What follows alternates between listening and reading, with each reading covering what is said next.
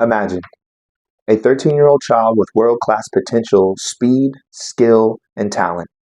And now imagine telling that same child that he or she may not be able to compete at the highest levels, not because they're not good enough, but because they might not be able to afford it. And this is the harsh reality that a lot of families are facing when choosing to sign up for youth soccer here in the United States. Most of us played youth sports when we were children at some point, or have a child that currently plays sports now. So we're very aware of the benefits that sports provides, not just physical health wise, but teaching life lessons, things like discipline, teamwork, and confidence. But when access to those opportunities depends more on income, we have to ask ourselves, is that fair? I grew up in a single mother household and I played travel soccer, and that was back in 1998, and it was extremely expensive then. And that wasn't including extra costs like uniforms, travel, and gear. And so I asked myself, in today's time, would my mother have been able to afford to put me in the sport that I love to play, soccer?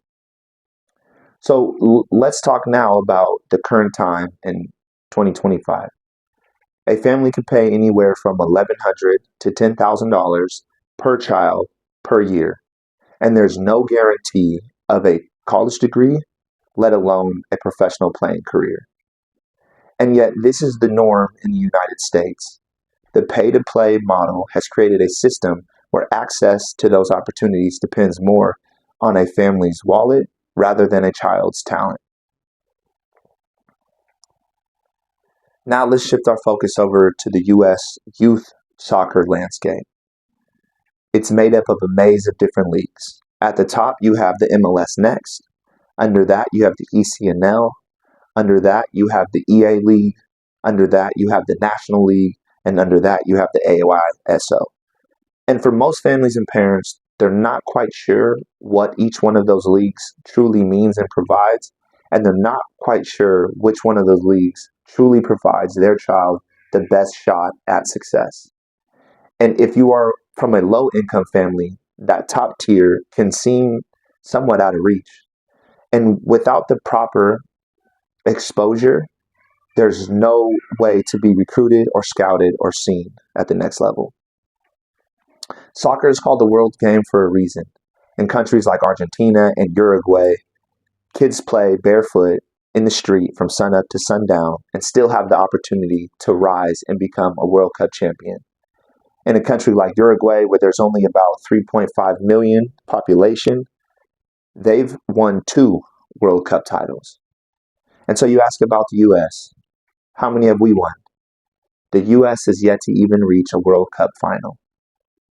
The United States, with a population of around 330 million, with the access to the best trainers, the best training facilities, and the best resources. And yet, how can we expect to find our next big star if the system that we have blocks access to those who can't pay thousands of dollars per year?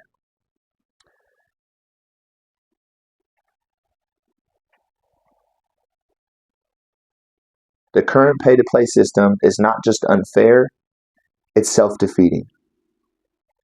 We are pricing out the very athletes that could help elevate America's soccer on a global level.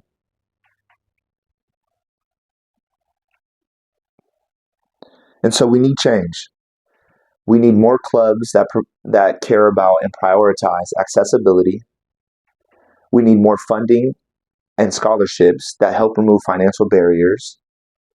And if we truly want to find the best talent and truly produce the best national team on a global stage, then we need to make soccer open to everyone, regardless of race, income, zip code, and background. Thank you.